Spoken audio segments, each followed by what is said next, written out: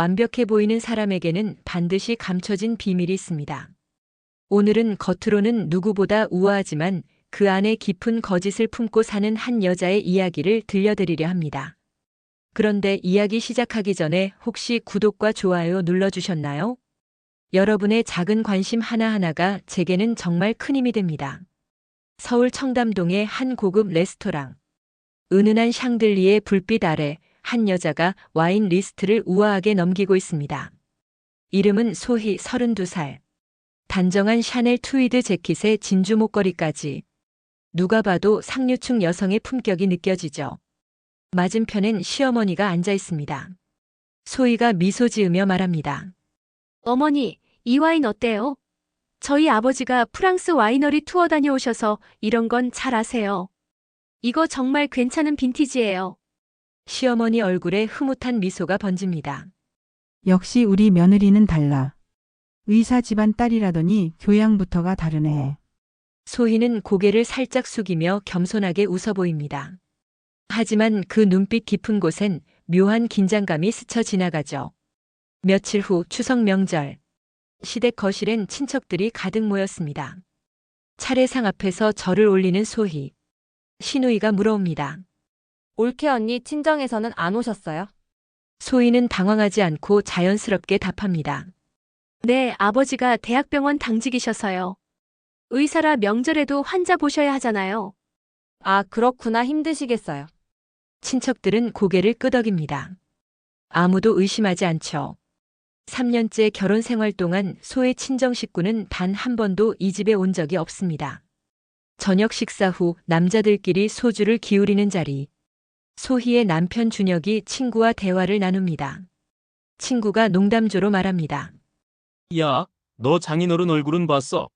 3년째 결혼했는데 한 번도 못 봤다며. 준혁이 멋쩍게 웃습니다. 그게 장인어른이 워낙 바쁘셔서 병원 일이 그렇잖아. 그래도 그렇지. 한 번도 안 보는 게 말이 돼. 준혁은 잠시 표정이 굳어지지만 곧 고개를 저으며 말합니다. 소위 상처받을까봐 그런 말 안 해. 어릴 때부터 아버지랑 사이가 안 좋았대. 친구는 더 이상 묻지 않습니다. 하지만 그 대화를 멀리서 듣고 있던 시어머니의 표정엔 미묘한 의구심이 스쳐 지나가죠. 밤 시어머니 방. 거울 앞에 앉아 스킨케어를 하며 혼잣말을 합니다. 우리 며느리 정말 교양 있고 품이 있어. 의사 집안이라더니 역시 다르긴 다르네. 요즘 같은 세상에 저런 며느리 만나기 쉽지 않은데 우리 준혁이 복 받았어. 그렇게 중얼거리며 만족스러운 미소를 짓습니다. 아직은 아무것도 모르는 시어머니. 그녀의 착각은 조금씩 균열을 만들어갈 겁니다. 같은 시각 소희의 방. 모든 식구들이 잠든 깊은 밤. 소희는 화장대 앞 거울을 바라봅니다. 낮에 지었던 우아한 미소가 서서히 지워지죠. 그녀는 핸드폰을 꺼냅니다. 화면엔 엄마라고 저장된 번호. 문자 미리 보기가 떠 있습니다. 딸아, 돈 좀. 소희는 잠시 망설이다가 그 번호를 차단합니다. 손가락이 미세하게 떨리고 있네요. 거울 속 자신을 바라보는 소희의 눈빛. 그 안엔 죄책감과 두려움 그리고 절박함이 뒤섞여 있습니다. 조금만 더 버티면 돼. 소희는 작게 중얼거리며 눈을 감습니다. 완벽한 며느리라는 가면. 그 가면은 과연 언제까지 유지될 수 있을까요? 어느 화창한 오후. 시어머니는 고급 포장 상자를 들고 택시에 올라탑니다. 기사님, 이 주소로 가주세요. 소희가 알려준 친정 주소. 강남의 한 고급 주택가입니다. 시어머니 얼굴엔 설렘이 가득하죠. 며느리 친정에 인사라도 제대로 드려야지. 3년이나 지났는데. 택시가 목적지에 도착합니다. 하지만 초인종을 눌렀을 때 나온 건 전혀 다른 사람이었습니다. 네, 여기 김씨 성가진 분 안 사는데요. 시어머니는 당황합니다. 주소를 다시 확인하지만 분명 여기가 맞습니다. 이상하네. 잘못 찾아온 건가? 혼란스러운 마음에 근처를 배회하던 시어머니. 발길이 닿은 곳은 재래시장 골목이었습니다. 좁은 골목길 좌판을 펼친 상인들. 그때 익숙한 목소리가 들려옵니다. 소희야. 거기 소희 아니야? 시어머니가 고개를 돌립니다. 옷 좌판 앞에 앉아 있는 중년 여성. 그녀가 누군가를 향해 손을 흔들고 있었죠. 하지만 그곳엔 아무도 없었습니다.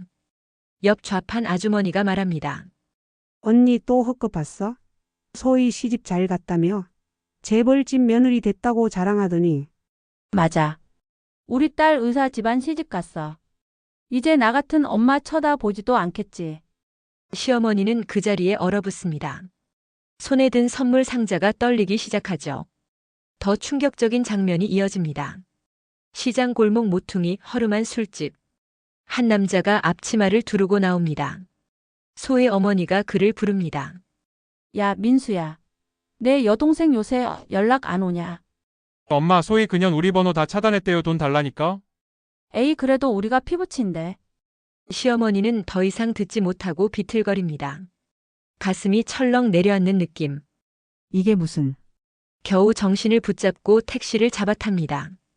집으로 돌아온 시어머니. 소파에 앉아 떨리는 손으로 물을 마십니다. 마침 준혁과 소희가 귀가합니다. 시어머니가 떨리는 목소리로 묻습니다. 소희야. 너 친정이 어디라고 했지? 소희의 표정이 순간 굳어집니다. 하지만 곧 평온함을 되찾죠. 어머니, 왜 그러세요? 강남이요 아시잖아요. 내가 오늘 그 주소에 갔다 왔어. 근데 거기 내 집이 아니더라. 순간 정적이 흐릅니다. 준혁이 놀라며 어머니를 봅니다. 어머니 무슨 말씀이세요? 소희의 눈에 눈물이 맺히기 시작합니다. 소희가 무릎을 꿇습니다. 어머니, 죄송해요. 사실은 그녀의 목소리가 떨립니다. 제가 어릴 때 부모님이 이혼하셨어요. 양육권은 의사신 아버지한테 있었는데 엄마 쪽 가족들이 너무 힘들게 살았어요. 저한테 돈 달라고 계속 연락하고 그래서 연을 끊었어요. 제가 행복해지는 게 싫었나 봐요. 눈물이 볼을 타고 흐릅니다. 준혁이 다급하게 아내를 감쌉니다. 어머니, 소희 상처 주지 마세요. 친정 어른들 바쁘시다잖아요. 시어머니는 혼란스럽습니다. 내가 잘못 본 건가? 아니면 사흘 후 을지로의 한 탐정 사무소. 시어머니가 책상 앞에 앉아 있습니다. 손은 떨리지만 표정은 단호하죠. 며느리 친정 배경을 철저히 조사해 주세요. 하나도 빠짐없이요. 탐정이 고개를 끄덕입니다. 일주일이면 충분합니다. 시어머니는 집으로 돌아오는 내내 가슴이 답답합니다. 내가 너무 심한 건가? 아니야, 확실히 해야 돼. 그녀는 며느리를 의심하는 자신이 미워지면서도 멈출 수가 없었습니다. 일주일 후 탐정사무소. 두툼한 서류 봉투가 시어머니 앞에 놓입니다. 탐정이 조심스럽게 입을 엽니다. 어머님, 마음의 준비를 하셔야 할 것 같습니다. 첫 페이지를 넘기는 시어머니. 사진 한 장이 나옵니다. 남대문 시장 좌판에 앉아 있는 소희 어머니. 며느님의 어머니는 현재 남대문 시장에서 의류 노점상을 하고 계십니다. 다음 페이지. 아버지는 의사가 아닙니다. 20년 전 사기 혐의로 2년 복역했고 현재 행방불명 상태입니다. 시어머니의 얼굴이 창백해집니다. 그리고 오빠는 다단계 사기와 도박 빚으로 현재 5천만 원 이상 채무 상태입니다. 탐정이 더 충격적인 이야기를 꺼냅니다. 더 중요한 건 이겁니다. CCTV 캡처 사진들이 펼쳐집니다. 3년 전 준혁 회사 앞 카페. 소희와 그녀의 오빠가 대화하는 장면. 며느님과 사위님의 만남. 우연이 아니었습니다. 오빠가 준혁 씨 회사 근처에서 일부러 소개팅을 주선한 겁니다. 시어머니는 서류를 움켜줍니다. 손이 부들부들 떨리기 시작하죠. 그러니까 우리 아들한테 접근한 게 처음부터 계획이었다는 거예요. 탐정이 고개를 끄덕입니다. 시어머니는 더 이상 참지 못하고 자리에서 일어섭니다. 그날 저녁 집. 시어머니가 소희를 거실로 부릅니다. 탁자 위엔 탐정 조사 서류가 펼쳐져 있습니다. 이게 뭐야? 이게 다 뭐냐고. 소희의 얼굴이 하얗게 질립니다. 시어머니가 다가가 소리칩니다. 내가 우리 아들한테 접근한 게 다 계획된 거였어. 의사 집안 딸이라고? 다 거짓말이었어. 소희는 고개를 떨구고 아무 말도 못합니다. 시어머니의 목소리는 더욱 높아집니다. 3년 동안 우릴 속였어. 우리 준혁이를 이용한 거야. 소희가 무릎을 꿇습니다. 죄송해요. 어머니. 하지만은 무슨. 당장 이 집에서 나가. 바로 그때 현관문이 열립니다. 준혁이 퇴근해서 들어옵니다. 거실의 살벌한 분위기를 감지하죠. 어머니 무슨 일이에요? 시어머니가 서류를 준혁에게 던집니다. 이것 봐. 내 와이프가 누군지. 준혁은 서류를 천천히 읽어내려갑니다. 얼굴이 점점 굳어지죠. 시어머니가 다그칩니다. 이혼해. 당장 이혼하라고. 하지만 준혁은 고개를 젓습니다. 어머니. 저는 소희 없이 못 살아요. 뭐라고? 친정이 어떻든 그게 소희 잘못은 아니잖아요. 시어머니와 아들의 눈빛이 부딪힙니다. 긴장감이 흐르는 그 순간 초인종이 울립니다. 소희의 얼굴이 더욱 창백해집니다. 문이 열리고 한 남자가 들어섭니다. 소희의 오빠입니다. 아, 여기가 우리 동생 시댁이구나? 그 역시 좋네. 그는 스스럼없이 거실로 들어옵니다. 준혁을 보며 손을 내밉니다. 반갑습니다. 저 좀 도와주실 거 있어서요. 사업 자금이 좀 필요한데 3천만 원만 꿔주시면 안 될까요? 시어머니가 비명을 지릅니다. 뭐야 이 사람은. 소희는 그 자리에서 주저앉아 버립니다. 모든 것이 무너지는 순간이었습니다. 다음 날 아침, 거실 탁자 위에 놓인 서류 한 장. 이혼 합의서입니다. 시어머니가 소희 앞에 앉아 말합니다. 위자료워. 조용히 떠나. 우리 아들 인생 망치지 마. 소희는 서류를 바라봅니다. 손이 서류 위로 천천히 움직이죠. 5억이라는 숫자가 눈에 들어옵니다. 순간 그녀의 눈빛이 흔들립니다. 평생 본 적 없는 큰돈. 어머니의 빚도 갚고 오빠 빚도 해결할 수 있는 금액. 하지만 소희는 펜을 잡지 않습니다. 어머니. 저 정말 준혁 오빠 사랑해요. 시어머니의 얼굴이 일그러집니다. 아직도 그런 거짓말을 해? 바로 그때 현관문이 거칠게 열립니다. 소의 어머니와 오빠가 들어섭니다. 5억? 5억이라고? 오빠가 소리칩니다. 시어머니가 놀라 일어섭니다. 당신들은 누구요? 소의 어머니가 다가옵니다. 우리 딸 시어머니시죠? 반갑습니다. 그녀는 전혀 미안해하지 않습니다. 오히려 당당하죠. 오빠가 소희에게 다가가 속삭입니다. 야, 5억 받아. 우리 빚 갚고 장사 자금 만들자. 이게 마지막 기회야. 엄마도 이제 자판 접고 제대로 된 가게 하나 차리고 싶어. 소희는 고개를 떨굽니다. 주먹을 불끈 쥐죠. 소희가 자리에서 벌떡 일어납니다. 평생 처음으로 친정 식구들에게 소리칩니다. 그만하세요. 모두가 놀라 소희를 봅니다. 제 인생 이용하지 마세요. 전 이제 당신들 모르고 살 거예요. 어머니가 황당하다는 표정을 짓습니다. 뭐? 내가 지금 엄마한테. 네, 맞아요. 엄마 맞아요. 하지만 전 더 이상 딸 아니에요. 소희의 목소리가 떨립니다. 어릴 때부터 저한테 뭐 해주신 게 있어요? 밥이라도 제대로 챙겨주셨어요?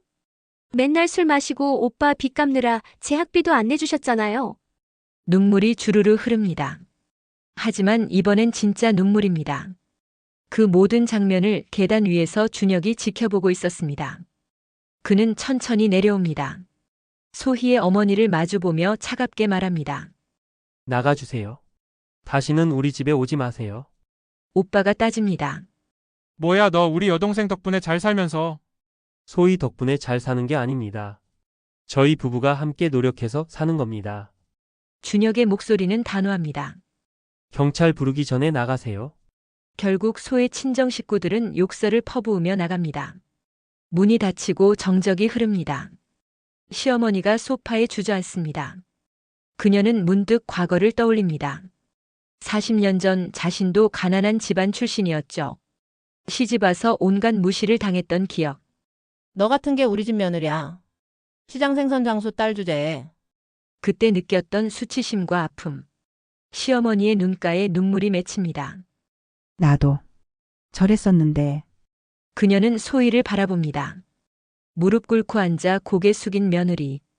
갑자기 그 모습이 과거의 자신처럼 보입니다. 시어머니가 천천히 소희에게 다가갑니다. 그리고 그녀의 손을 잡습니다. 소희야, 소희가 고개를 듭니다. 내 마음 이해한다. 나도 그랬으니까. 하지만 너희 가족들이 문제야. 저 사람들이 계속 나타나면 소희가 고개를 끄덕입니다. 친정과 완전히 연 끊겠습니다. 법적으로도 처리하겠어요. 제가 준혁 오빠 만난 건 처음엔 거짓으로 시작했어요. 소희의 목소리가 떨립니다. 하지만 지금은 진심이에요. 이 가족이 제겐 전부예요. 준혁이 소희를 끌어안습니다. 시어머니는 한숨을 깊게 내쉽니다.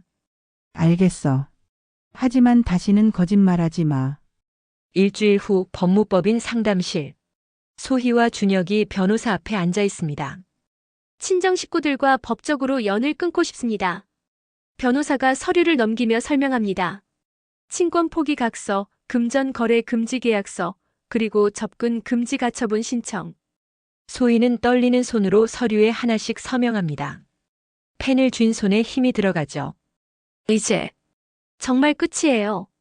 준혁이 소희의 어깨를 다독입니다. 잘했어. 우리 이제 새로 시작하는 거야.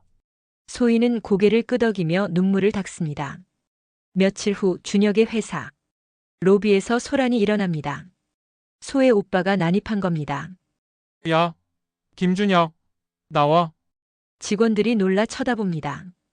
준혁이 침착하게 내려옵니다. 무슨 일이십니까? 무슨 일이긴. 우리 여동생 이용해서 잘 먹고 잘 사냐? 법적 조치한다고? 감히 우릴 고소해? 오빠는 욕설을 퍼붓습니다. 하지만 준혁은 흔들리지 않습니다. 여동생 아닙니다. 그리고 경찰 이미 불렀습니다. 곧 경찰이 도착하고 오빠는 끌려나갑니다. 준혁은 처음으로 단호한 모습을 보였습니다. 그날 저녁 소희에게 문자가 옵니다. 딸아, 마지막으로 한 번만 보자. 소희는 망설이다가 카페로 나갑니다. 창가에 앉아있는 어머니. 예전보다 훨씬 초라해 보입니다. 소희가 앞에 앉자 어머니가 고개를 숙입니다. 미안하다. 엄마가 내 인생 망쳤구나. 처음으로 진심 어린 사과입니다. 소희의 눈에 눈물이 고입니다. 엄마도 힘들었던 거 알아요. 가난한 게 죄는 아니잖아요. 하지만 전 이제 제 가족 지킬래요. 어머니는 고개를 끄덕입니다. 그래. 잘 살아라. 행복하게. 두 사람은 말없이 눈물을 흘립니다. 이게 진짜 마지막 이별입니다. 한 달 후 시댁 거실. 시어머니가 오래된 나무 상자를 꺼내옵니다. 안에는 고운 한복이 담겨 있죠. 이건 내가 시집 올 때 입었던 한복이야. 소희가 놀라 어머니를 봅니다. 우리 집 진짜 며느리한테 물려주는 거야. 시어머니가 한복을 소희 앞에 펼칩니다. 이제 너도 우리 가족이야. 진짜로. 소희는 참았던 눈물을 터뜨립니다. 어머니, 두 사람은 처음으로 진심 어린 포옹을 나눕니다. 준혁이 그 모습을 보며 미소 짓죠. 따뜻한 햇살이 거실을 비춥니다. 계절이 바뀌고 1년이 흘렀습니다. 복지관 봉사 현장. 소희와 시어머니가 함께 음식을 나눠주고 있습니다. 어머니, 이쪽 할머니들 반찬 더 필요하대요. 그래, 가져다 드려. 두 사람의 모습이 자연스럽고 편안합니다. 봉사를 마치고 돌아오는 길. 시어머니가 말합니다. 가난하고 힘든 사람들 돕는 게 너한텐 의미가 있겠구나. 네. 제 속죄이기도 하고 제가 받은 사랑을 나누는 거예요. 소희의 얼굴엔 평온함이 가득합니다. 저녁 가족 식사 자리. 준혁이 와인잔을 들어 올립니다. 오늘 발표할 게 있어요. 모두가 준혁을 봅니다. 소희가 임신했습니다. 시어머니가 손으로 입을 막습니다. 정말? 정말이니? 소희가 수줍게 고개를 끄덕입니다. 시어머니는 기쁨의 눈물을 흘립니다. 고맙다, 소희야. 정말 고마워. 가족들의 웃음소리가 집안을 가득 채웁니다. 따뜻하고 행복한 저녁입니다. 그날 밤 소희 혼자만의 시간. 그녀는 옷장 깊숙한 곳을 정리합니다. 예전에 허영을 위해 샀던 명품백들. 거짓말을 위해 준비했던 소품들. 하나씩 꺼내 박스에 담습니다. 이제 필요 없어. 거울 앞에 선 소희. 3년 전 그 자리에서 가면을 쓰고 있던 자신. 지금은 맨 얼굴로 미소 짓는 자신. 거짓으로 시작했지만 진실로 지킬 거예요. 이게 제가 찾은 진짜 가족이에요. 창밖엔 달빛이 고요히 빛나고 있습니다. 병원 신생아실 앞. 유리창 너머로 아기가 보입니다. 준혁과 소희 그리고 시어머니가 함께 서 있죠. 시어머니가 소희의 손을 꼭 잡습니다. 우리 손주 정말 예쁘다. 어머니 덕분이에요. 사랑으로 키워주셔서. 멀리서 한 여인이 그들을 바라봅니다. 소희의 친어머니입니다. 그녀는 조용히 미소 지으며 돌아섭니다. 잘 살아라, 우리 딸. 그렇게 각자의 자리에서 각자의 행복을 찾아갑니다. 진정한 가족은 혈육으로 만들어지지 않습니다. 진심과 용서 그리고 사랑으로 만들어지는 거죠. 소희는 거짓으로 시작했지만 진실을 찾았습니다. 시어머니는 의심으로 시작했지만 용서를 배웠죠. 그리고 준혁은 순진함으로 시작했지만 지혜를 얻었습니다. 우리 모두에겐 가면이 있습니다. 하지만 그 가면을 벗을 용기만 있다면 진짜 행복을 찾을 수 있습니다. 이것이 바로 가면의 성이 전하는 메시지입니다. 이야기가 재미있으셨다면 구독과 좋아요 부탁드립니다. 여러분의 작은 관심 하나하나가 제게는 정말 큰 힘이 됩니다.